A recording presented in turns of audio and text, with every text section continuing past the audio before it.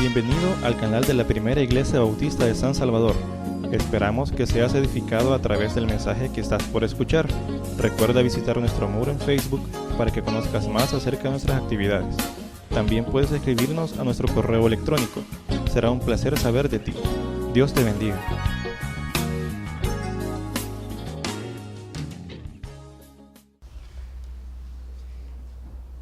Uno de los problemas principales, no era el principal, pero uno de los principales que enfrentó la iglesia de Corinto era la división.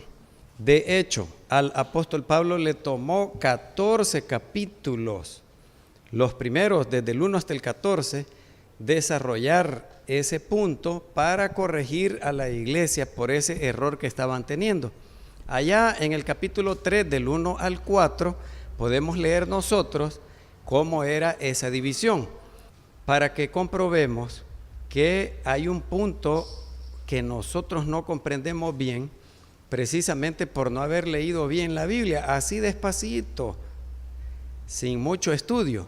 Primera de Corintios 3, del 1 al 4, para que veamos que el problema principal de la iglesia de Corinto era la división.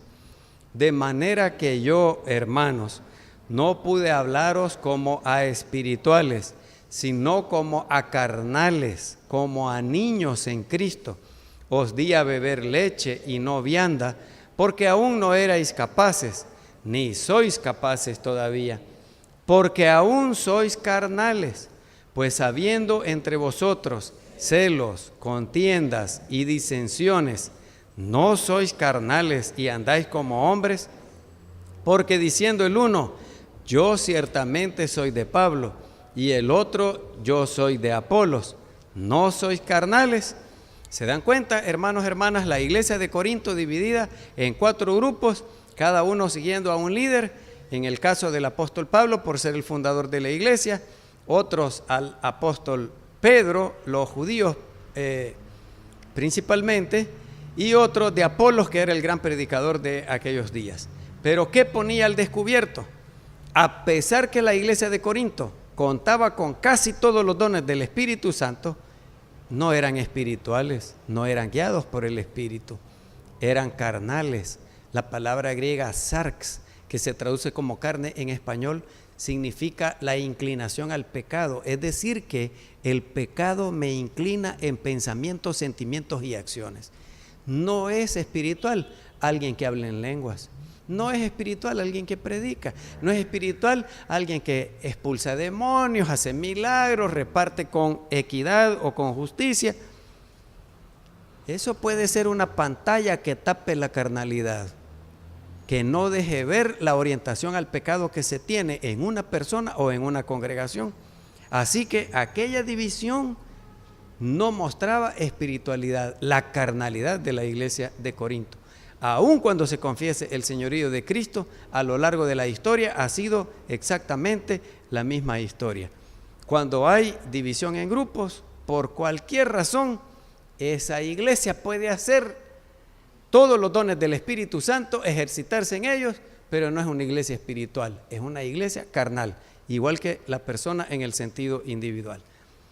Allá en 1 de Corintios 12, del 7 al 10, están escritos casi todos los dones en los que se ejercitaba la iglesia de Corinto. Ahora, ¿cómo celebraba la cena del Señor la iglesia de Corinto y la iglesia de aquellos días del año 100 después de Cristo?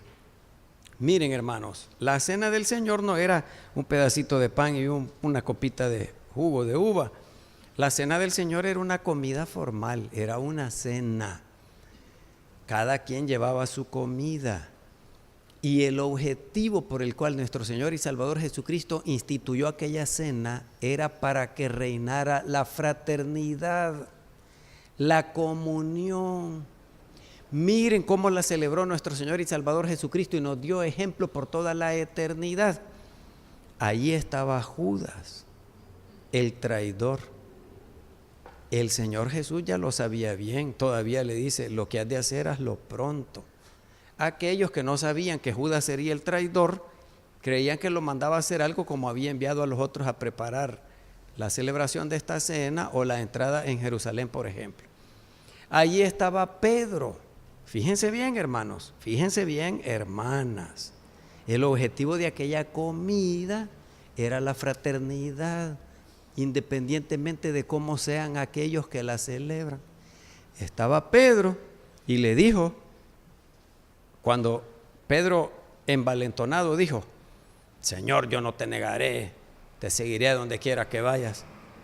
Ay, Pedro, le dijo, antes que el gallo cante esta noche, me negarás 3 veces. Es decir, que el Señor Jesús ya sabía que ahí estaba el apóstata, el que negaría su fe en Él. Una persona que es cristiana y después ya no es cristiana, eso se llama apóstata. Hay un pastor a quien tuve oportunidad de visitar en una ocasión y la congregación, sintiendo lástima, pena por él, porque ya no quería ser pastor, y me dijo: no, ni quiero oír de la Biblia, ni del Evangelio, ni del cristianismo. Aquel que antes había predicado por años el Evangelio, ahora lo rechazaba.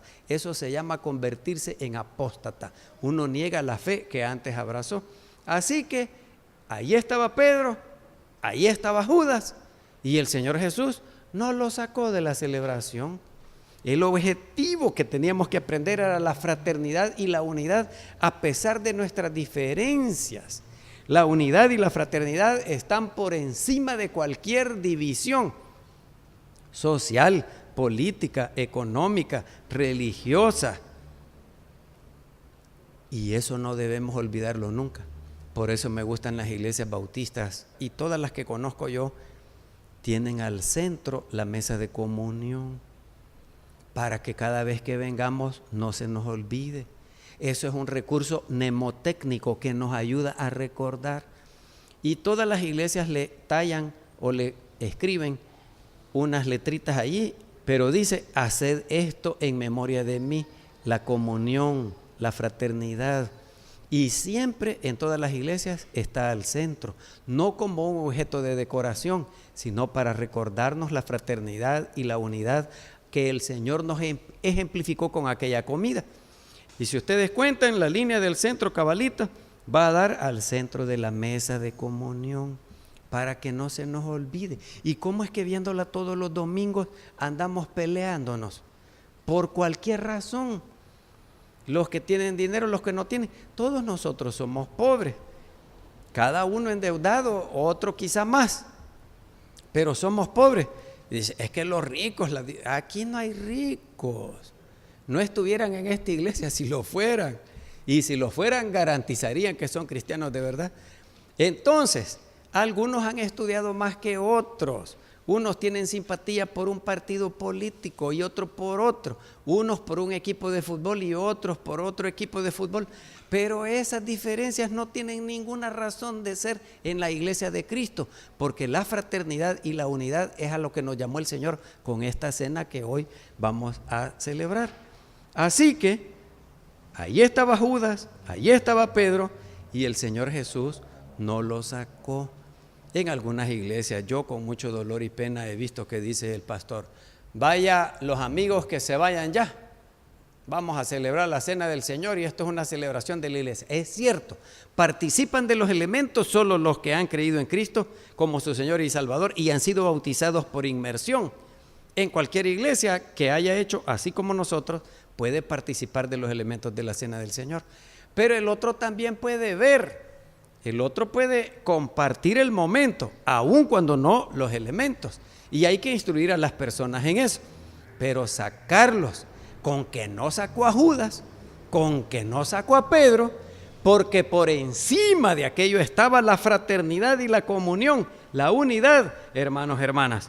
Así que creer que mi don del Espíritu Santo es superior al de los demás y por eso llenarme de orgullo, eso no es cristiano. Creer que porque yo tengo 3 títulos universitarios y el hermano no sabe leer ni escribir, soy superior a él, eso no es cristiano. Y a veces el hermano, la hermana que no ha estudiado en la universidad puede darnos una orientación mejor que aquel que tiene 3 títulos universitarios. Y así por el estilo, todos nos necesitamos a todos. Esto no hay que olvidarlo, por eso está la mesa de comunión allí. Eso de andar prefiriendo a un líder como Pedro, como Pablo, como Apolos y el otro a Cristo, porque eran 4 grupos en los que estaba dividido la iglesia cristiana de Corinto, ustedes lo pueden leer ahí. Eso no es de cristianos. Uno tiene que ver solo a Cristo, ni a la izquierda ni a la derecha. El apóstol Pablo dice, yo puse el fundamento, yo sembré, Apolo regó, le dio mantenimiento a la congregación con su predicación hermosa, pero el crecimiento solo lo da el Señor, hermanos, hermanas. ¿Para qué andar siguiendo a este o al otro? Eso indica carnalidad, pecaminosidad, inclinación al pecado. Así que el desarrollo de la cena del Señor en una condición de división, eso produce espanto a cualquiera. ¿Cómo celebraban los corintios? Llevaban comida, los que tenían dinero llevaban comida y bebida abundante. Y había hermanos pobrecitos que no tenían que comer, porque era una cena, una comida formal como la cena de nosotros, no la cena del Señor, la cena de la casa. Y los que llevaban bastante no querían compartir con aquellos y se reunían con el grupito de los que llevaban pavo. Y los otros hermanos que frijolitos, o no les alcanzaba para las tortillas o el pan, y estos se avergonzaban, y estos los avergonzaban. Mire qué terrible, qué espanto, hermano, hermana. Había unos que como tenían vino, bebían en exceso y se iban borrachos del templo. ¿Cómo puede ser eso, hermanos, hermanas? Yo creo que algunos hermanos que antes bebían alcohol, y si nosotros sirviéramos vino fermentado, entonces quizás les picaría el gusanito. Ahora imagínense que la botella. En algunas iglesias la cena del Señor es celebrada con vino de consagrar, o cuando no hay de consagrar, que es uno especial, con vino de cualquier otra marca, pero vino que tiene cierto grado de alcohol. Sí, la primerita vez que yo lo celebré, y pasan una copa, no una copita así como que es muestra la cosa allá en el supermercado, que hay unos que a pura muestra cena, vénganse hipotes, vamos a ir a comer afuera. Y van a un súper y aquí están dando quesitos, aquí están dando galletitas, ¿sí? Ya comen los hipotes con puras muestras. Y aquí se les da una copita como que es de muestra, una copa como esta de vidrio para los pastores. Pero iba un hermano diácono y va llenando la copa. Lo que no me gustaba era que con una servilletita limpiaban la saliva que dejaba el otro. Eso nunca me gustó porque creo que es un poco antihigiénico. Y la gente giraba la copita, pero al pasar por todos nosotros ya giró toda la copa. Y se llena de saliva y una servilletita y le echaban el vino con una botella. Y había hermanos que se la bebían toda, algunos una probadita, pero había otros que se la tomaban toda. Y le dije, écheme más, le decía. Y el diácono le tenía que servir. Y si esos hermanos antes bebían alcohol, que salen de ahí despiertos con su gradito de alcohol en la sangre. Así que salían borrachos de Corinto. ¿Cómo puede ser eso, hermanos, hermanas? ¿Se imaginan que la cena del Señor y de ahí los hermanos ya hablando cosas sin sentido? Era espantoso y terrible. Compartían el mismo techo, compartían la misma fe en Cristo, compartían al mismo Dios y Padre de nuestro Señor y Salvador Jesucristo, compartían el mismo Espíritu Santo, compartían las mismas alabanzas, leían las mismas escrituras sagradas, compartían el mismo sermón, la misma clase de escuela bíblica dominical. Pero esa iglesia de Corinto no era una comunidad. Esa iglesia de Corinto no tenía fraternidad. Esa iglesia cristiana de Corinto no tenía Filadelfia o amor filial, que es la única de las 7 iglesias del Apocalipsis a la que no le sacan errores. Filadelfia, y por eso algunos de ahí toman el nombre. ¿Qué comprobaba la iglesia cristiana de Corinto? Que estaba fraccionada, que estaba rota, que estaba dividida, que ahí no reinaban el amor, que es la primera exigencia del Señor Jesús. ¿Y cómo puede confesarse el Señor Jesús y no vivir la primerita exigencia, que es la del amor para todos? Si es que cuando uno ama, ama sin condiciones. Aprendamos del Padre Celestial que manda el sol para buenos y malos, manda la lluvia para los justos y para los injustos. Y si nosotros somos hijos de Él, igualmente tenemos que amar. ¿Qué importa cómo se vista, qué grado académico tiene, qué poder adquisitivo o económico tiene, qué simpatía por el partido político que sea o por el equipo de fútbol que sea. No tiene nada que ver si uno puede simpatizar con un equipo de fútbol y el otro con otro, pero el amor de Cristo nos constriñe. Uno tiene que estar en unión, en fraternidad con el otro y con la otra. ¿Qué importa si es niño, si es adolescente, si es joven, si es anciano, adulto? No importa nada de eso, hermanos, hermanas. Pero préstenle atención a este otro detalle. Celebrar la cena del Señor en esa situación de división, de falta de fraternidad y de comunión, eso equivale, es lo mismo que comer juicio. Me estoy comiendo esta comida en tu nombre, Señor, pero no tengo la actitud correcta para comérmela. Y entrado al juicio, el castigo es culpable de la sangre de Cristo. Culpable de haberle dado muerte a Cristo. Si me atrevo a comer la cena del Señor y no estoy en unión, en fraternidad con los demás, entonces soy culpable de haberle dado muerte a Cristo. Y no hay posibilidad que Cristo me perdone, porque ya no está con nosotros. Entonces, dividir una iglesia, como mucha gente lo ha hecho a lo largo de la historia, eso es matar a Cristo. Dividir una iglesia, una congregación que confiese el señorío de Cristo Jesús, por cualquier razón, dividir una congregación equivale a matar a Cristo, porque Cristo está unido, su cuerpo es uno solo, y si yo la divido, entonces estoy matando a Cristo, y voy a ser culpado el día del juicio final de haber derramado la sangre de Cristo. Y yo he tenido personas, líderes de iglesias, de aquí no, pero de otras congregaciones, que me dicen: dividamos la iglesia, hermano, dividámonos. No, hombre, si ya no se puede con esto, ya no se puede con aquello. Ay, hermano, cierre la boca, mejor borre lo que ha dicho, arrepiéntase.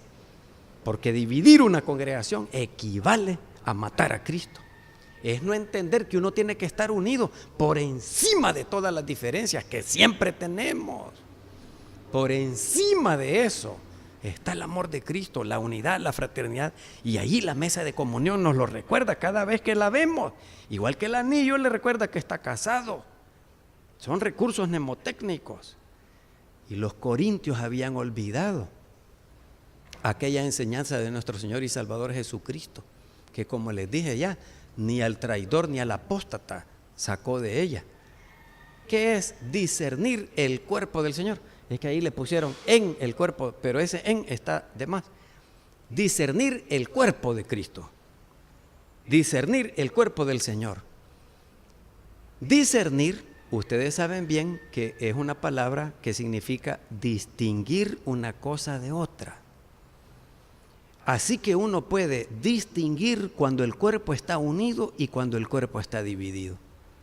Pero si yo, con el cuerpo dividido, porque no quiero estar en comunión con este hermano o con aquella hermana, y así tomo los elementos de la cena del Señor, entonces no discierno bien, no entiendo bien, no distingo bien, me hacen falta lentes para ver mejor.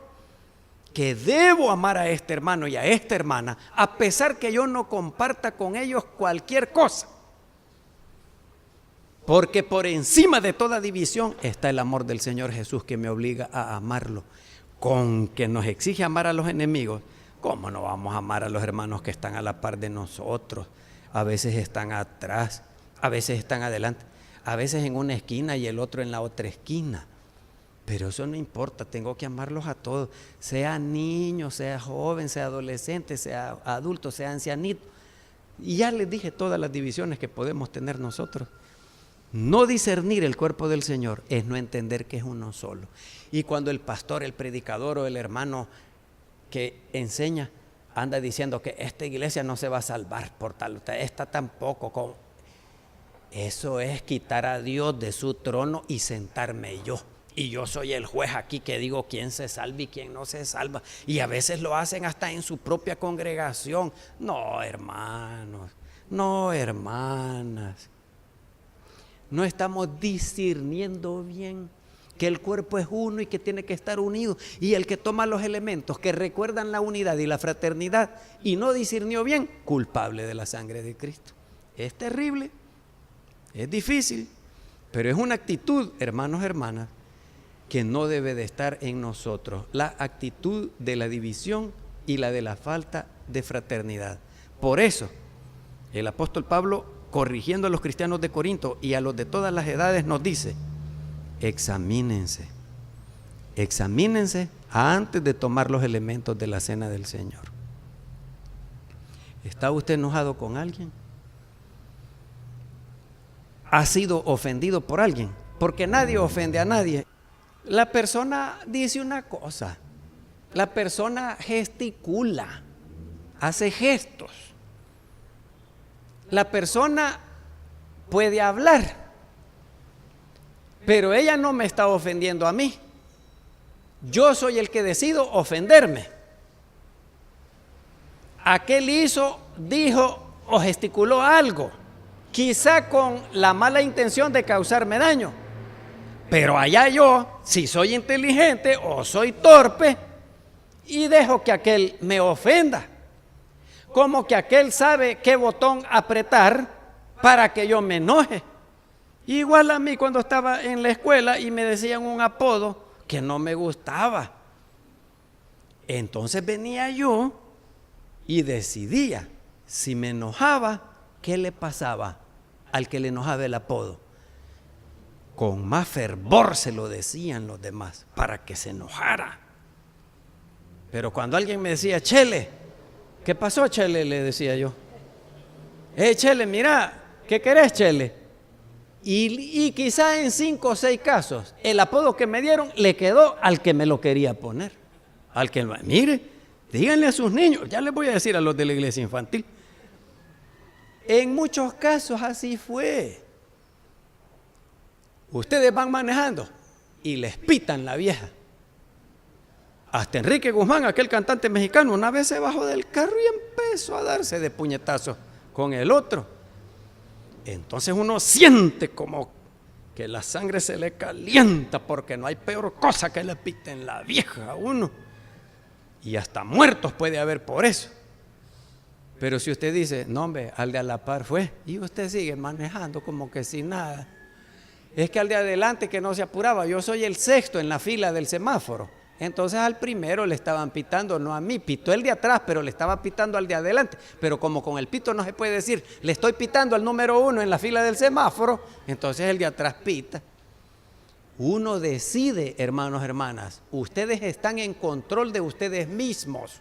Ustedes deciden si se enojan o no se enojan, si se ofenden o no se ofenden. Pero si ustedes deciden ofenderse, el otro los maneja a ustedes como que fueran títeres o marionetas que mueven con hilos. Aquellos ya saben cómo enojarlo y por ahí le busca. Entonces no, nadie tiene el control de mis emociones, sino yo mismo. Está lloviendo, ay, qué aburrido. Díganle a un niño que está lloviendo y que es aburrido. Ese cipote corre, juega, se levanta, salta. El adulto de: ay, hoy está triste el día. ¿Cómo que el día razona y piensa: hoy estoy alegre, hoy estoy triste? Es la persona. Es la que decide si se ofende, si se enoja. Así que ustedes piensen hoy, nadie los ha ofendido. Ustedes se ofendieron solos. Ustedes decidieron que era mejor así, creyendo que con su rencor le harán daño al otro. Y el otro ni cuenta se da que ustedes le guardan rencor.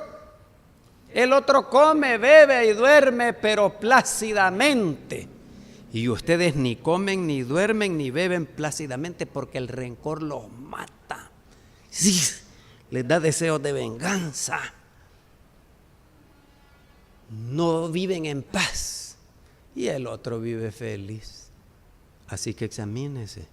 ¿Está pensando usted dividir a la iglesia? ¿Está dividido con un hermano y con una hermana? Muchas veces he hecho el experimento yo. Y el que se siente ofendido por un hermano, levántese y le dice: hermano, hermana, mire, yo he estado dividido con usted por muchos años, por tal o cual razón, y el otro ni se va a acordar. Y yo no quiero ser culpado de la muerte y de la sangre de Cristo. Así que perdóneme, o yo lo perdono a usted.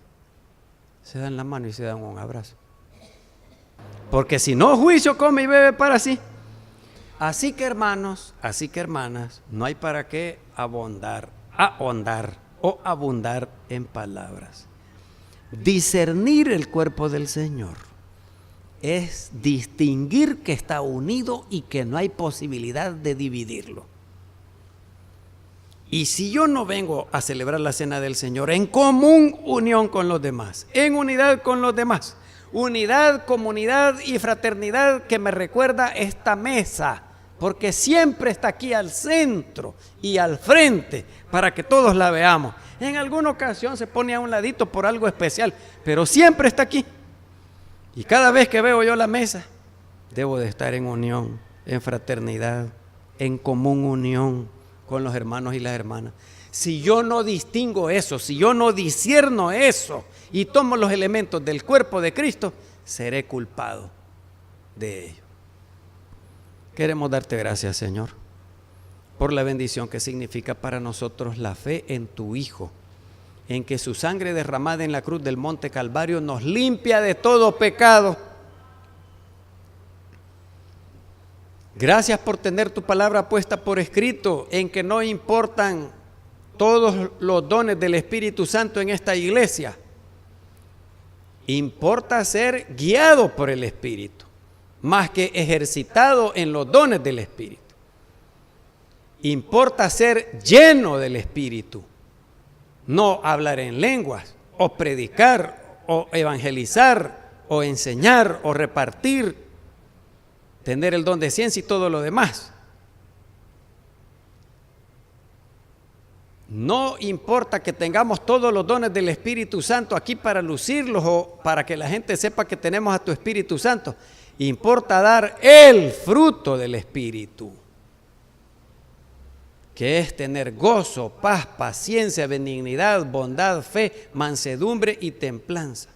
El fruto del Espíritu tenemos que dar. Ser llenos del Espíritu, ser guiados por el Espíritu, más que ejercitarse en los dones del Espíritu.